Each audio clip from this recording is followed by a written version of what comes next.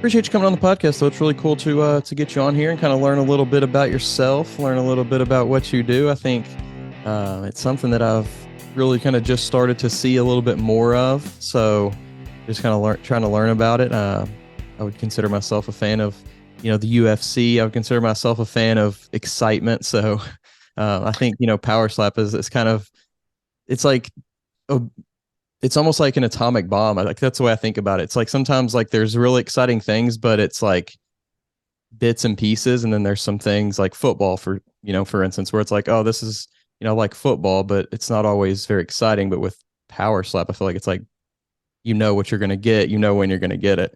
Yeah, no, I know exactly what you mean. I think that a comparison I draw is I mean almost like you did with football, like sometimes an entire football game can get a little boring, or an entire baseball game can get a little boring, but if you just watch the highlights, if you just watch the cool touchdowns or if you just watch the home run highlight, and you can shorten that up, that's obviously going to draw more attention and it's going to be like more exciting for people to watch. So I think the comparison I draw is almost like YouTube versus TikTok, I guess, like Yeah.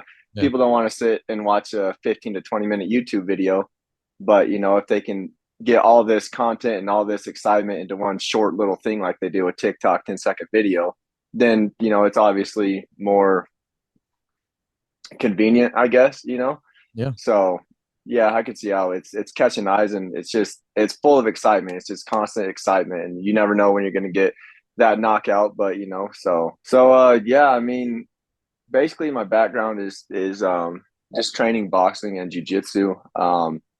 Hadn't had any professional fights before I joined Power Slap. I just, been training, hoping to get on a card for, an MMA match, hopefully by the end of this year, if not early 2024. But yeah, I trained with Donovan Cross. He was actually one of the competitors. I was out there in March of last year when they held like the qualifying events, that first little thing that they did.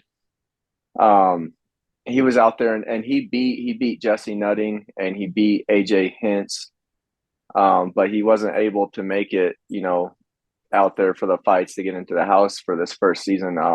He just had some medical issues. So the UFC had called him and they wanted to know if he could refer anybody, if he knew anyone who thought would be a good fit. So he gave him my number, and then basically I got a call from Michael with the UFC the next day, and I think I was walking around maybe like 180 to 185 at the time. Um, but they needed another welterweight, so he asked if I could, cut weight and make welterweight. So I said, yeah, let's do it, and just kind of went out there and handled business. So most fighters, what okay, so an athlete in Power Slap, are they, or do you consider yourself fighters? What do you call yourself? I mean, I guess at the end of the day, you are fighting. It is, sanctioned by the state of Nevada as a fight league. So, I mean, at the end of the day, I guess we are fighting. And I know most of these guys, I'd say probably 90% of the guys that you see, in this Power Slap series is, they all have professional MMA backgrounds or boxing backgrounds or Muay Thai or anything like that. So I mean, we all are fighters by trade, anyways. Is This is just a new type of combat sport that we're trying out. So Where does that fighting actually like, where do you feel like it comes out the most? Is it in like the tolerance for it? Is it in the because I feel like most people when they're about to get hit, it's like, even if you're like in a fight, you might flinch a little bit, you might, try to dodge it a little bit. But a fighter, I right. guess you're more used to kind of getting hit, you're more used to that sensation. But where do you feel like that fighting background actually comes out to play the most? I would say just in technique as far as how good you can and get your slap. I mean, there is technique to this. I mean, I know it looks on there like we're just throwing slaps at each other, but with the rules that they have as far as like not being able to move your feet, and just as accurate as you have to be. I mean, so like me, I have a boxing background, and I think anybody who's ever boxed can attest to this. Is basically the first thing you learn is after you throw your jab and you throw your right hook, you pivot your foot, right? So you can get the most power. So we're basically all having to learn, with not being able to move our feet, we're having to learn, almost relearn how to hit somebody, because you're not able to use your entire body, which is something that we're, used to, because you want to get all the power that you can if you're fighting somebody. So I think having the fighting background could definitely help you as far as number one, accuracy, and then number two, just being able to use your shoulders and your torso to get as much power as you can in there. And that's also something you learn in boxing is be able to throw your shoulders into the entire punch as well. So, but as far as the defensive end of it, when you got to take the hit, I don't really think that fighting is really translates to it. I think when it comes to that, it's more of just like how much heart you have and how much dog you have in you, because whether you're a professional fighter or not, nobody wants to stand up there and take a hit, defenseless. Nobody wants to just let anybody hit you. So at the end of the day, I think it comes down to, all the dog that you have in you, being able to stand up there and take it and dish one back. It's so interesting to me. This is like most sports, I guess really, can't even think of one sport where there's not like a defense per se, like when it comes down Right. to it, like if someone's trying to do something to you, score a goal, put the ball in the basket, whatever it is, even like in another fighting sport, you're out there trying to defend whatever that other person is doing.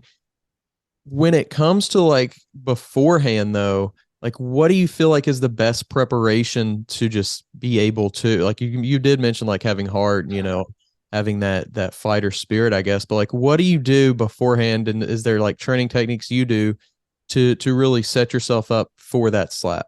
Yeah. So there's a few different, techniques and, mindsets. I pretty much all the guys kind of have, kind of their own way of taking it or preparing themselves to take it. So like the first time I went up there, um, I just, tried to clinch and just brace myself and just get ready for that hit as much as I could because I knew it was coming. But that was my very first one, when I wasn't able to have any coaching. And also I wasn't out there, last March for, kind of the introduction to this. So I didn't really, I think it was probably about 3 weeks before I actually went out to Vegas to do this was when I even found out that this was a sport or this was happening. Like I had the least amount of like knowledge or experience of this as anybody going in there. So I basically just, clinched up and just tried to keep myself standing straight. What I was telling myself was I just, need to stay on my feet. I think if I stay on my feet, I have a pretty good chance. But when I got, drafted to Team Destroyer, that Darius, he was the coach.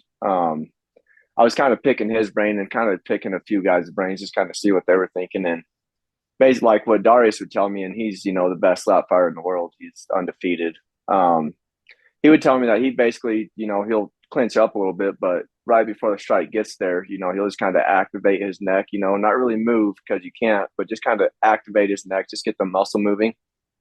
Um, and then there's also guys that they try to roll with it. They try to time it perfectly to when exactly when that slap comes. They try to roll with it. Or there's some guys that just stand up there and just straight take it. So I mean, I think there's a lot of different ways that guys try to do it. Everyone kind of has their own way. But for me, I think that second round when I went against Chris Thomas, I was kind of trying to do like the Darius way of taking that and just kind of activating my neck a little bit. I don't think it worked as well as just kind of trying to take it. So I think for this next one, I'll probably just try to brace myself a little bit more and just, kind of have my weight back a little bit more. I think I was kind of, sticking my chest out a little bit too far, and I probably gave the advantage to the opponent. But yeah, I mean, yeah, I think you're going to see a lot of different ways of taking these hits when you watch it, because everyone's kind of got their own thing, like I said.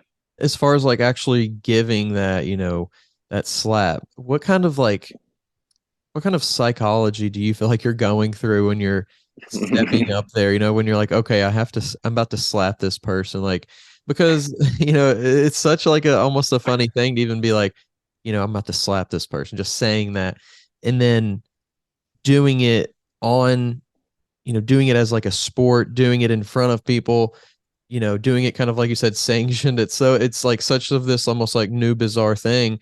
How do you like mentally put yourself into the right frame of mind?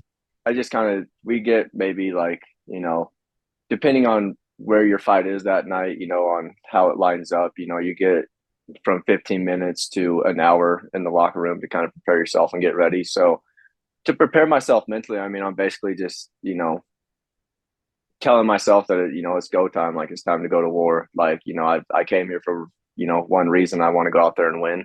So, and it also kind of helps. Like, I don't know any of these guys. I know some of the guys that known each other outside this. I don't know any of these guys. So I was really there, just one thing in mind. I just want to win. So, um, yeah, basically to prepare myself mentally, I'm just, telling myself it's go time. And, if I was the one standing there and taking it, I'm sure my opponent's not going to have any problem dishing out that slap either. So I'm not going to feel, any type of way about it. So I will say that I did get a little bit of extra motivation in my first match against Alex Asbury. Because as soon as he found out that like I was his opponent, I mean the guy just like was talking a lot, and he's like trying to get in my head, but it obviously didn't work.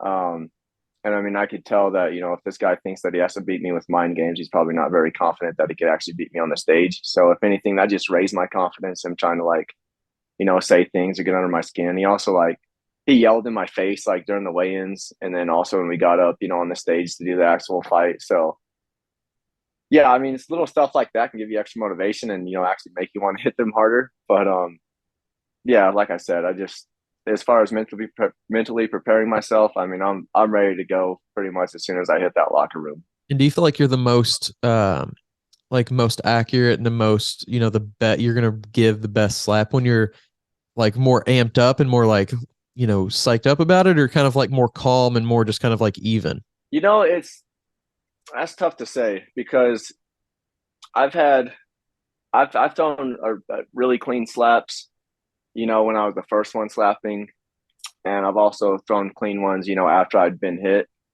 So, I think really I think it just kind of depends on the exact match and the exact time and how hard you got hit before. If you had got hit before, I think it kind of changes. I don't think any of these matches are going to be the same. I don't think you'll ever see like the same match twice.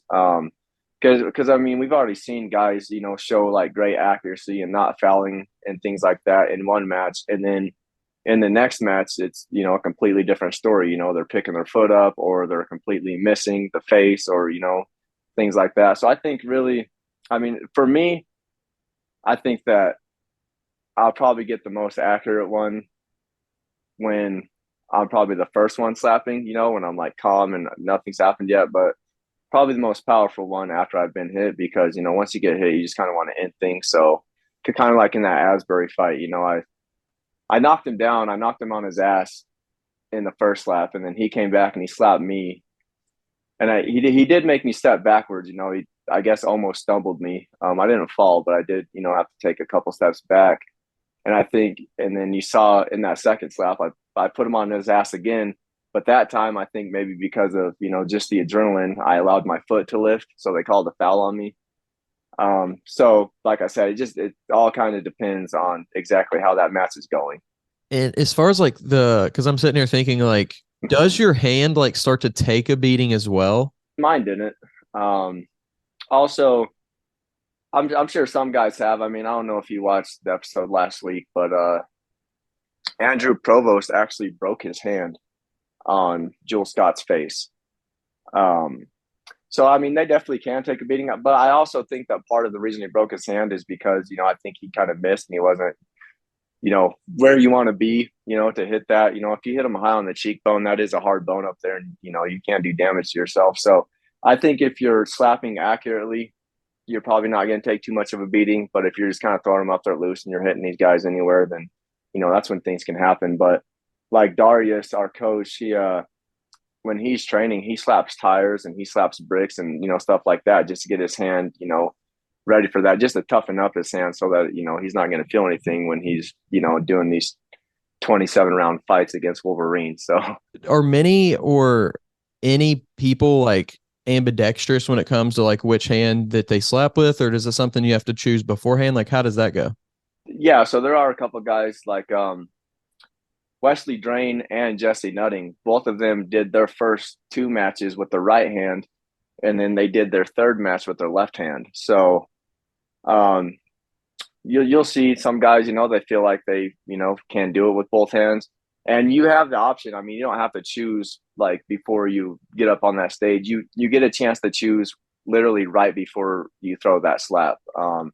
You have to call out the hand that you use, and you have to call out, on which windup you're going to do it. So, you could in the first round say right hand two, and 1, 2, and then in the second round say left hand two, and then use your left hand. So yeah, you can use either hand you want. And we saw it work out for Jesse Nutting going to his left hand. He was able to win, but then Wesley Drain, he was the number one ranked middleweight, and he decided to use his left hand one day out of the blue, and he actually lost that fight. So. And then when it comes to like other kind of like injuries or like soreness and everything, is there any like abdominal or lat or shoulder? Like, is there anything when it comes to like being the one to throw throw that slap that after at the end of the day, you're kind of like, dang, I'm kind of like sore in these other areas? um, None for me. I guess like during training and stuff after I've, thrown a shit ton of them that day. Probably up in my shoulder and then in my tricep.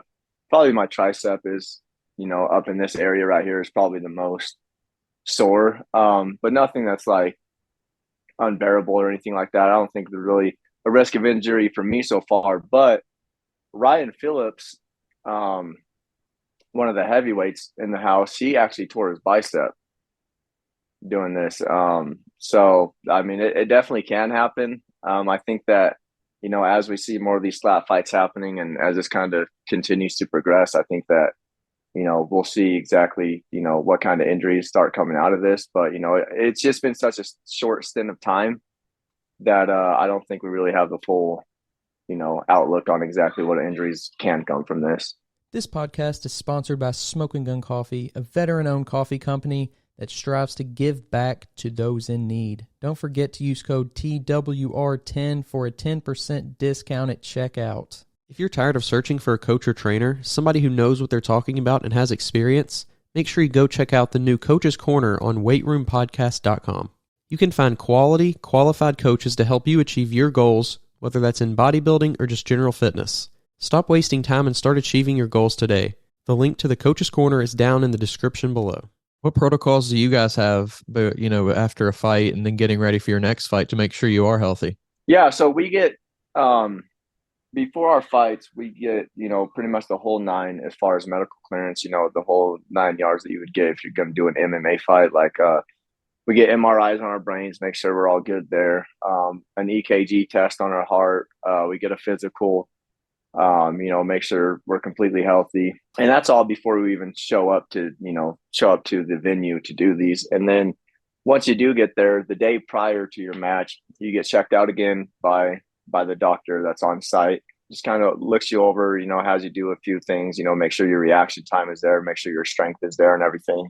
And then directly after the fight, whether you won or lost or whatever, you immediately go into the medical room, get checked out again.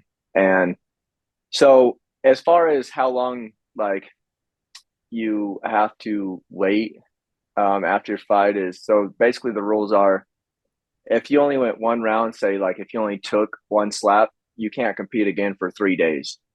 If you go 2 rounds, you can't compete again for 5 days. If you go 3 rounds, you can't compete for a week. So, and that's if you take those slaps and you're not, technically disqualified, or technically knocked out, or even knocked out. Some guys are actually getting knocked out cold. But whether you get knocked out or TKO'd, it's a 60-day ban. So you can't compete again for another 60 days. And before, you get up there to do it again, you got to go through the brain scan again and the EKG test, and you basically got to do it all over again. So it's definitely something that they are taking the health and safety serious. I know that it's catching like a lot of backlash as far as, people thinking like this is crazy and we're all just going to get hurt. But, the health and safety, that's also part of why the rules are so strict, as far as not being able to lift your feet, and why, you pretty much just have that one pocket that you can hit them on the face. You can't be hitting them in the neck. You can't hit them in the temple, things like that. So yeah, they're keeping it as safe as they can, and they're implementing rules. You kind of mentioned it right there, but is there a certain or specific, like, I want my, second part of my finger to have like the best slap on this person. I want the second, little ridge of my finger to be at this exact spot. Is there, is it the same for everybody? Does it differ? Like, how do you kind of pick the exact location, I guess? Well, it's hard for me to speak for the other guys. I haven't really asked them exactly where they're trying to line up their hand because I mean, basically the rules that we got was, you got to be in their cheek. You can't be your fingers can't be behind the ear. You can't, be under the chin, or you basically, like just right on that cheek. And for me, I basically just wanted to hit them, as square as I could, right, and I guess the strike zone is what we can call it. But yeah, I mean, we've definitely seen some guys, be a little bit further back. I see a lot of slaps that don't get called for clubs to where if I feel like they're hitting them behind the ear, even though we're not supposed to do that. But I think it's going to vary from person to person on exactly where they want theirs to land. Also, you can't like lead with your palm, like you can't throw a slap and have your palm out front. Like basically, you have to have a flat hand.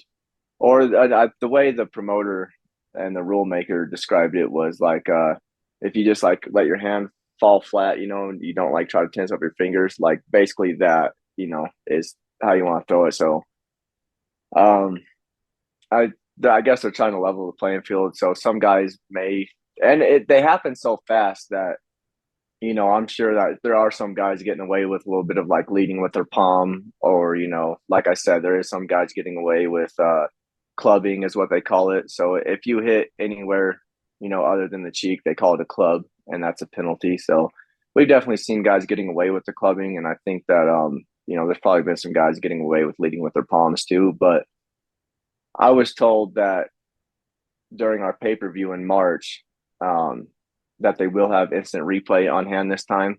So that, if you are clubbed and the ref just misses it, they will be able to replay it. That way, nobody's getting screwed.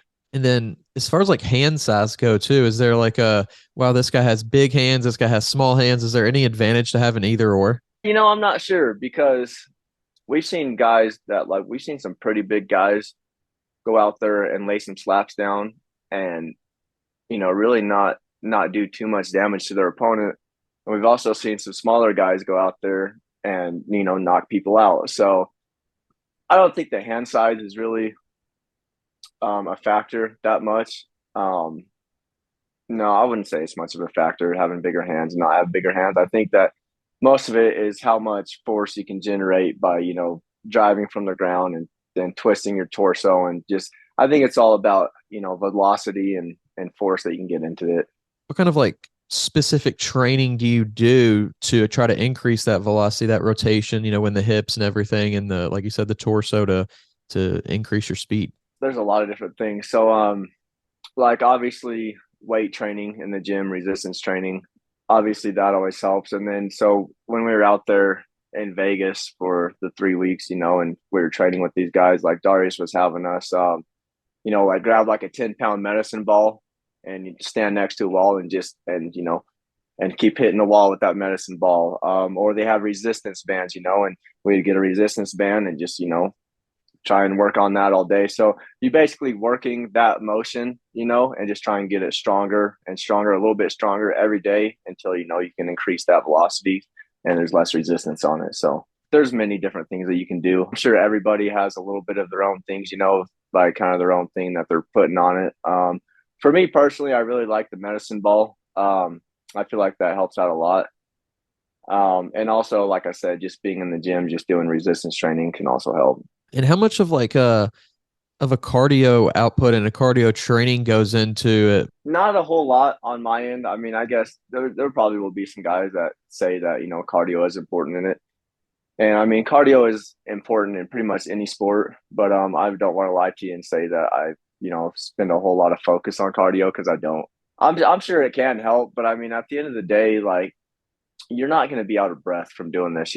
At most you're throwing 3 slaps, and throwing 3 slaps isn't going to drain you or drain your energy. You know what I'm saying? So even though it can help, I'm sure it does in some way or another. I don't really put too much focus on it. And do you practice putting yourself into like that slapped environment to where you're kind of like maybe a little bit shaken up and then you have to go do something, like you have to be pretty accurate in the way, like you're whatever way you're training? Yeah, I mean, like if you're like sparring boxing, you're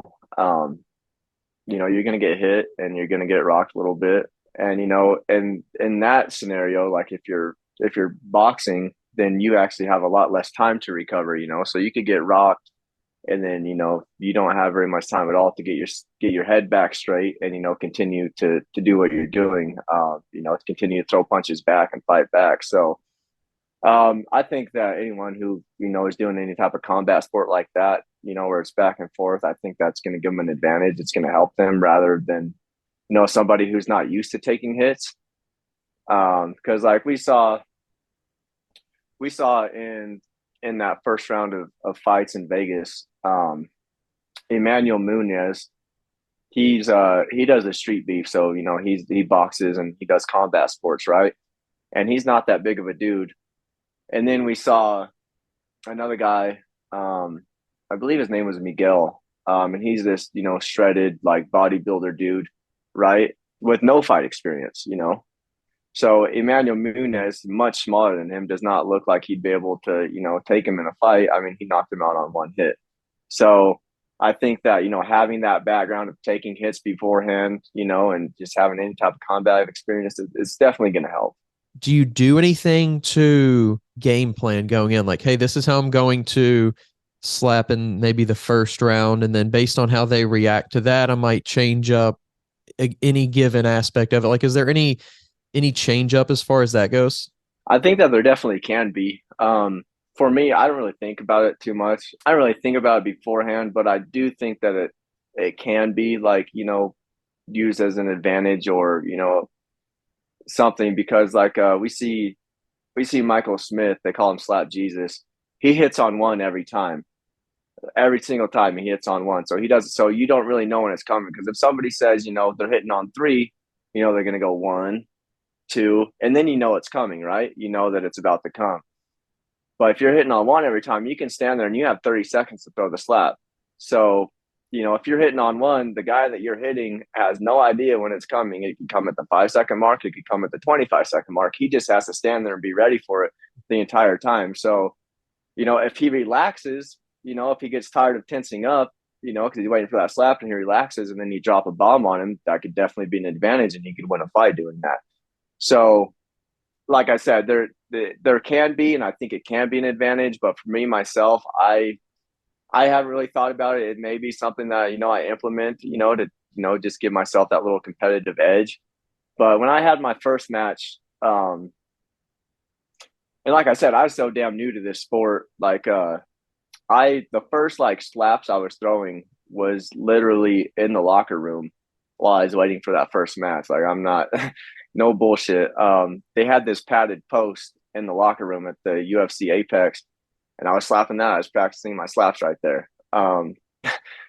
So, and it's actually funny because while I was doing that, I accidentally missed the padded part of that drywall, and I like caught my thumb on a corner. So I was actually scrambling for like probably 5 or 10 minutes, like, holding my hand underwater and trying to get the bleeding to stop, because there's actually, my thumb was like cut wide open when I went up there for my first match. So like the very first one, I went on 3, so I went 1, 2, 3. And then the second one, like I had just been hit. So I think that maybe just the adrenaline or whatever, I was just like ready to get it over with. I just wanted to put the guy on his ass again. So the next time I went on 2, I was like, right, 2. I just took one measure and then I went. And I think it's just because I was so ready to hit the guy again. But like I said, I think there can be a competitive edge to it if you're able to choose it right and, know which count you want to slap on. How close can you get on that first or second practice swing? You're allowed to measure, and that's basically just bringing your hand straight up and just, putting it on their face. You can touch their face when you're measuring. You can put your hand all the way up against their face and, you can get it where you want it. However, when you go back for your warm up, when you come back, you cannot touch their face. If you touch their face, that's a slap. So, you want to get as close as you can, while also being careful that you don't touch them because, nobody wants to lose a slap, on something like that. So, I mean, I would get pretty damn close. I wouldn't get too close just because I was trying to be careful about it. But yeah, that's basically what it is. Yeah, that's crazy though. When you're talking about that 30 seconds, and you're just like waiting there. That's pretty. Yeah. It's like a dang Cold War going on. You're just waiting for that bomb to drop. Exactly. You hide under your Exactly. desk. Yeah. Yeah. And it's funny too because like Michael Smith, he's the only one that we've seen go on one. Like everybody else goes on at least two or three. Every single time it's always two or three. And Michael Smith has been going on one, and it's been working out for him. I think he's only lost one match, and that one match was the KO Chris, who the guy seems to knock everybody out. It's amazing, the psychology that goes into both aspects, really. Like if you slap somebody and you're thinking like whatever preconceived notions of this person you have, oh, I'm going to take them down. This is going to be, this is going to be a good hit. This is going to be that. And then it like, it doesn't phase as much as you think, that could definitely be very psychological for the slapper. And then, on the other end too, it's like you get rocked by somebody who you don't expect to get rocked by. And then you have to like compose yourself, get up there and do your own job too. It's pretty crazy.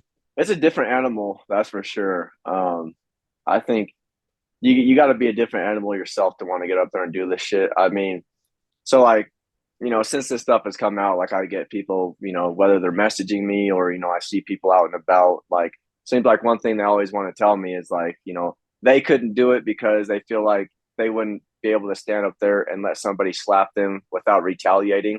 It's pretty much always the same answer. It's if somebody slaps me, then I'm going to jump over that table and whip their ass. It's always that same thing. And it's like, maybe that is, the look or, the way most people gauge it. But, like I've told all them, it's a different type of animal, like I think you do gotta be a little bit crazy to do this shit, to stand up there and let somebody slap you and then, be cool with it and just wait your turn to slap them back. It's not like it's not a very normal way to fight, obviously, but I mean, it is what it is. Is there any like awkwardness or like, weirdness between people after like, a fight goes down, after the fight's over and you're like, okay, this was what we're supposed to do, but it's still kind of weird because we just slapped each other? No, not that I've seen. Definitely not for me.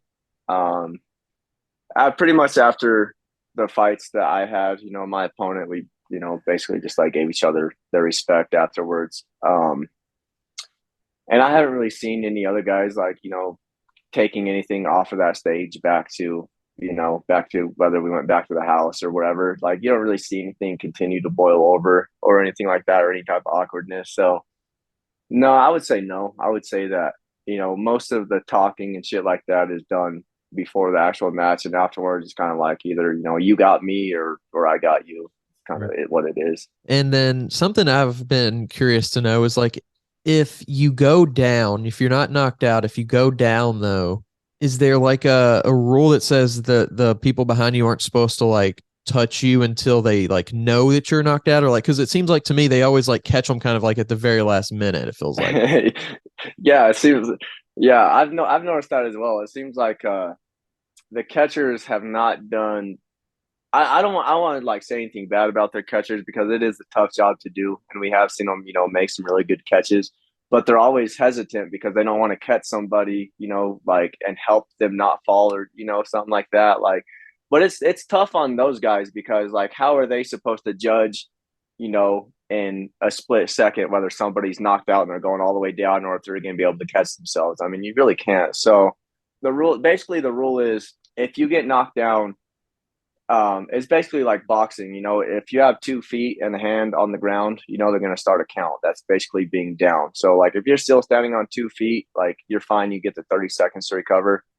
However, if you hit the ground, they start a 10 count. And if you're not back and good to go within 10 seconds, then you're technically, knocked out. So me, like in my match against Chris Thomas, he didn't knock me down, but I was dazed. And I just needed like, I was in like pain because he clubbed me. Like he clubbed the shit out of me. Like his entire hand was on my throat.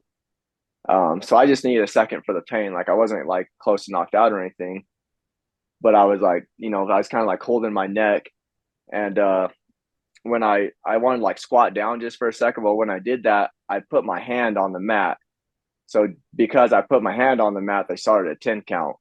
If I wouldn't have put my hand down there, they never would have done that. So that's basically what the rule is. If you hit the ground, you're gonna get a 10-second, count off. And if you're able to recover within that 10 seconds, you can go again. And if not, then they're gonna TKO you. It always seemed like to me, and I didn't even think about that aspect of it, but it always seemed like to me, like having some like pillows or something behind people, like something where it's like Well, if you're going down. actually, one thing that's hard to tell, you can't really see on TV, but that stage is softer than your mattress. Like it is the softest thing you can like. I almost think that it's almost too soft because, like literally when you're stepping in it, like I mean, if you've ever like walked, probably never walked on a mattress, but you know how like if you step on it, your foot kind of sinks. You step on something, it sinks down. That's what it does. Like you feel like you're stepping in mud or something. That's how soft it is.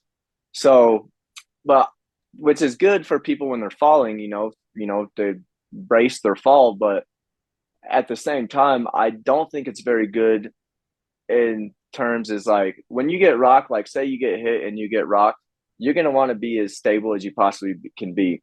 So if you get hit and you're rocked and then you go take a step and you sink down, that's just going to make you more dizzy and that's going to rock you even more because if you can't get your feet under you, there's no way you're staying up. You know what I'm saying? That's the first thing you do when you get rocked is try and get your feet under you, plant your feet, know where you're at. Yeah. And that I know it was something I struggled with. Like when I went up against Alex Asbury, when he slapped me and I took that step back, I wasn't expecting to sink down as much. So then it made me take another step back and another step back. I was just trying to find my footing. I really wasn't rocked. It's just that stage is so like soft that it was really hard for me to find my footing. So I'm curious to see if maybe they can just make that little portion of the stage where you're standing, if they can make that just a little bit harder for us. And then, like leave the rest of the area maybe 3 or 4 feet behind us soft. That way, if we do fall back, then at least it's soft behind us. But I think that they need to make some adjustments to where we're actually standing because I think it's too soft. It's really interesting because it's something that I haven't noticed is that like you mentioned on TV, it's hard to tell those kind of things. Yep. What are some, like, if somebody's watching for the first time, they're like, they want to really get into it, they want to know what's going on. You've mentioned a few things, but are there any other rules or things that people should know about when they're watching? Really watch out for, and I know that in March, like it's going to be like pretty much in a microscope, like they're going to focus on a lot more is pretty much the penalties I was talking about, like the clubs and moving the feet. And also another big one is flinching. There's quite a bit of guys who have been getting away with flinching. You're supposed to not be allowed to flinch. You're not allowed to, move your head in any way. You're not even allowed to like tuck your chin to defend yourself. Like, you basically have to stand straight up there and not move and take it. But we've seen some guys getting away with flinches, and I was told that they're going to be, cracking down on that and cracking down on the clubbing. So I hope that they do. And I guess, if I was going to have a fan watch for something, I'd have them watch for that. Just make sure that all of the rules are being followed. That way we get, the best possible outcome. We get the truest, the truest outcome, Can't imagine it would, because I feel like it would be more beneficial to know if like would be the exact moment, like when it's going to happen. But has anybody ever like talked about like closing their eyes or like, trying to almost make themselves like not aware so they don't flinch or so they don't like have that reaction? Yeah. So we've seen some guys close their eyes, and we've seen it work for some guys. We've seen it not work for some guys. I mean, realistically, I don't think anybody is keeping their eyes open all the way throughout the slap, just because, I mean, it's like natural instinct, as soon as you get hit, your eyes are going to close. So no one's going to be able to keep them open all the way throughout. But I will say this, I don't think that it'd be a good idea to have your eyes closed when it's coming. Pretty much 2 reasons. So the first reason is I think you would want to know when that strike is coming, because you're going to want to be tensed up. You're going to want to be prepared. it's not going to do you any good to get blindsided, you know? Like that's just like getting blindsided in football, you know? You would much rather see a hit coming than not. And I mean, that's just common sense. So that's one factor. Now, I think the second factor is if your eyes are closed and you get rocked, when you open your eyes and your head is looking a different way than it was before, whether it's looking up or sideways or down, or it doesn't matter. If you're already rocked and you open your eyes and you don't know where you're at, that's going to rock you even more. It's going to make you even more dizzy. It's not going to be beneficial at all. So I myself would say just stay away from keeping your eyes closed. I don't think it's going to help in any way. Yeah, it didn't make sense that it would, but with just like that natural human instinct to like move a little, you see like something coming at you. It's just that human instinct. Unless you're Kobe Bryant, of course, and you just Yeah. Yeah. No, I hear you. I would honestly, I kind of wish like a lot of these other guys out here could be more like Kobe and not flinch, because I feel like some guys are getting fucking robbed because, like I said, they're letting some guys get away with these flinches, and it's like just kind of annoying, because we're supposed to get up there and conduct ourselves as professional and follow all the rules. So I mean, I think if you're not going to do that, then it's pretty shitty on your part. and especially at the beginning of something new like that, you definitely want it to be, you want it to be as like rigid as like possible, so people understand what's going on. They get like, oh, you can do this, you can't do that, I feel, and especially for people who are interested in like doing this, it's like, how do we actually do it? Right. Yeah, absolutely. And I think that Power Slap, I think they try to do a good job of like always explaining the rules like on the TV show for the fans. But it just doesn't help when, like they'll have like the rules on the TV. It'll say like you're not allowed to flinch and you're not allowed to club, but then, in the match somebody will flinch and somebody will club and they won't get a penalty called on them. So it's something that they're working on. I mean, I just talked to the promoters last week, and again, that was one of the reasons I talked to them, was because I actually sent them a photo of when I got clubbed against Chris Thomas.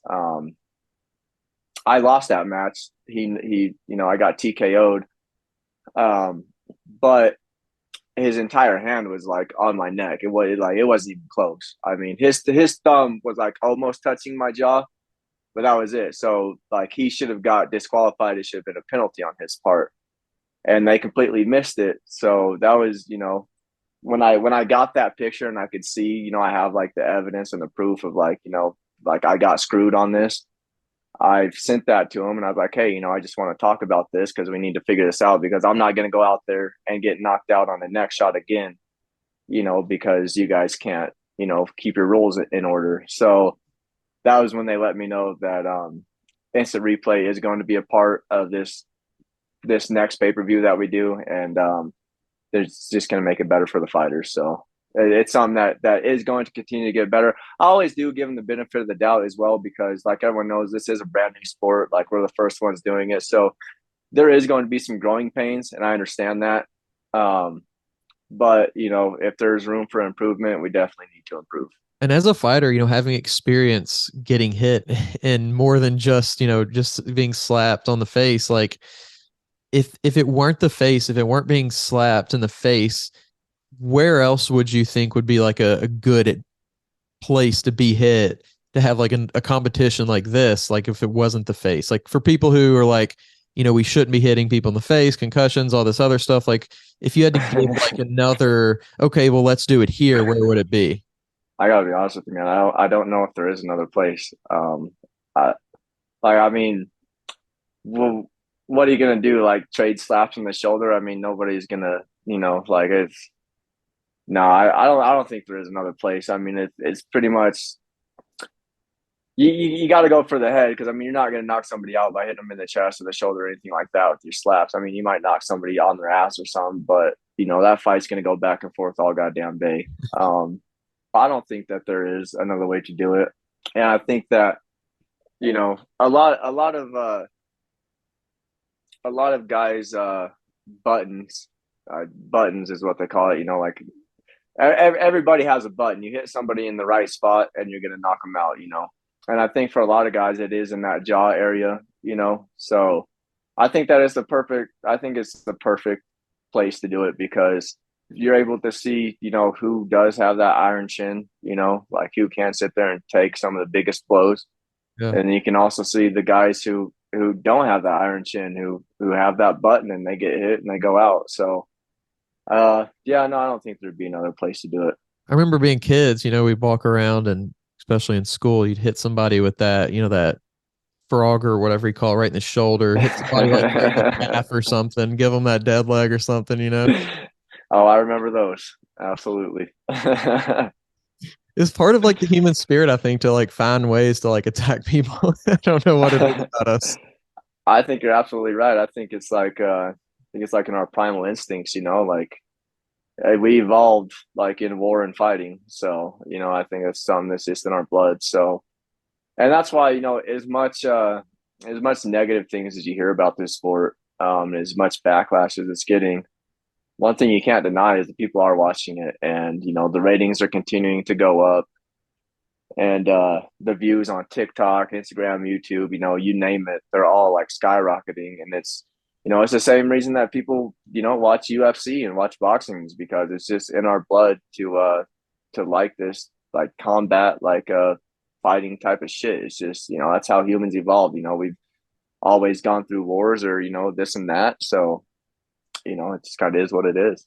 It's definitely, it's got that catchiness to it. Like I said before, it's quick. You know what you're gonna get. Like there's not any of this like messing around stuff. It's 30 seconds or 10 seconds or whatever it is in situations. And for this day and age, like it's almost the perfect sport. It's almost the perfect TikTok sport. It's almost the perfect real sport, Yeah, absolutely. I agree with you 100%. I mean, like I was saying, I compare it to like, YouTube versus TikTok. Like, fans get bored watching UFC when they come across one of those matches that's 3 rounds, 15 minutes of, just grappling. They don't want to see that. They want to see somebody get knocked out. They want to see the big shots.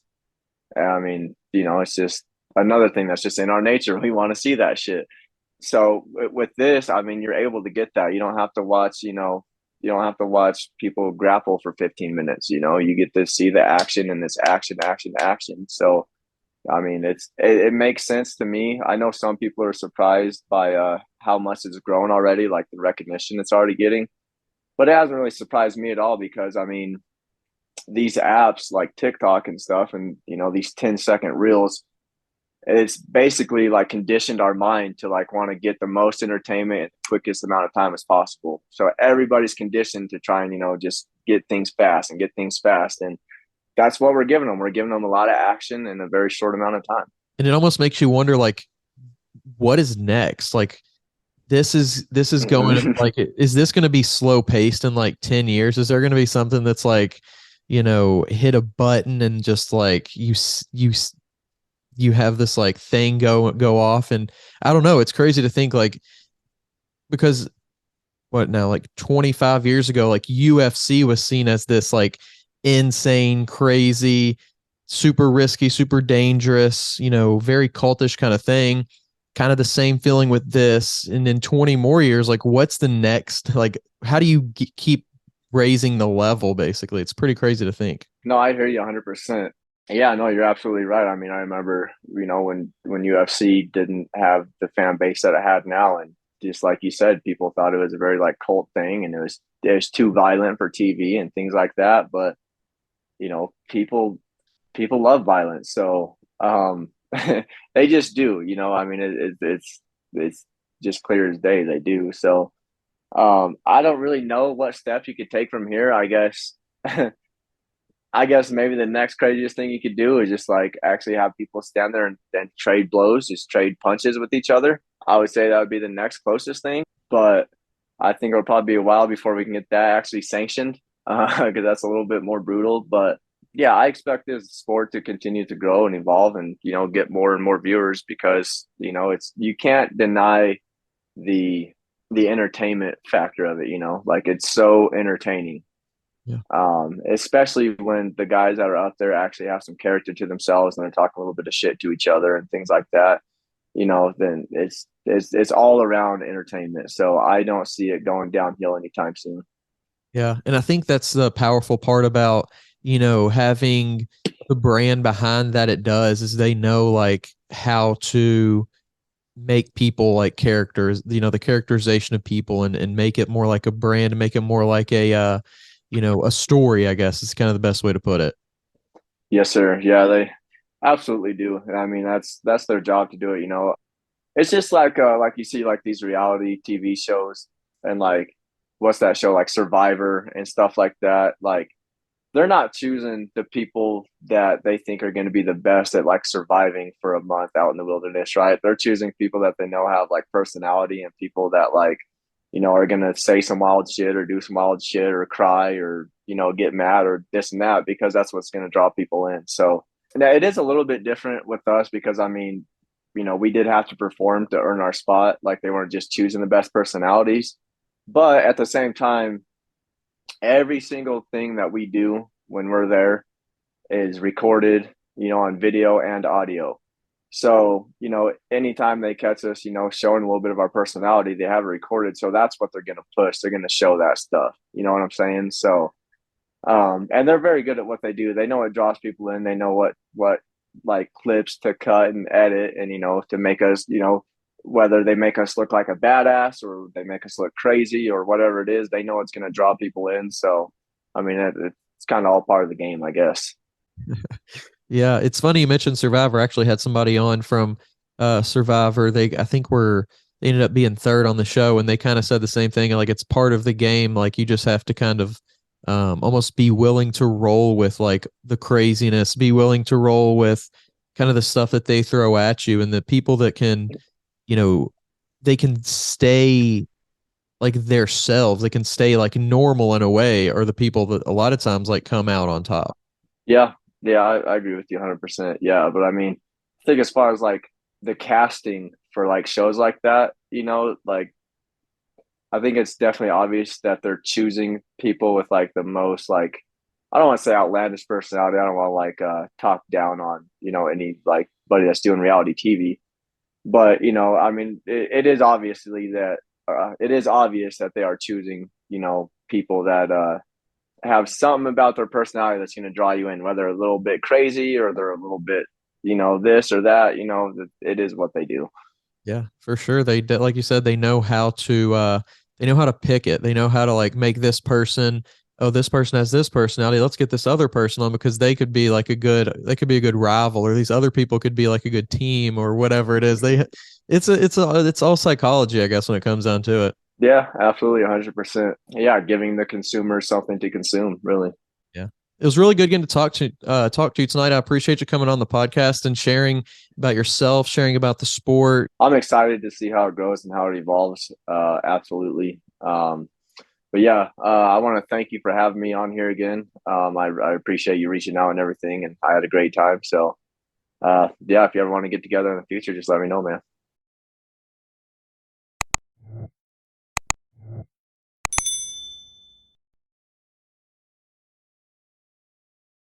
If you're tired of searching for a coach or trainer, somebody who knows what they're talking about and has experience, make sure you go check out the new Coach's Corner on weightroompodcast.com. You can find quality, qualified coaches to help you achieve your goals, whether that's in bodybuilding or just general fitness. Stop wasting time and start achieving your goals today. The link to the Coach's Corner is down in the description below.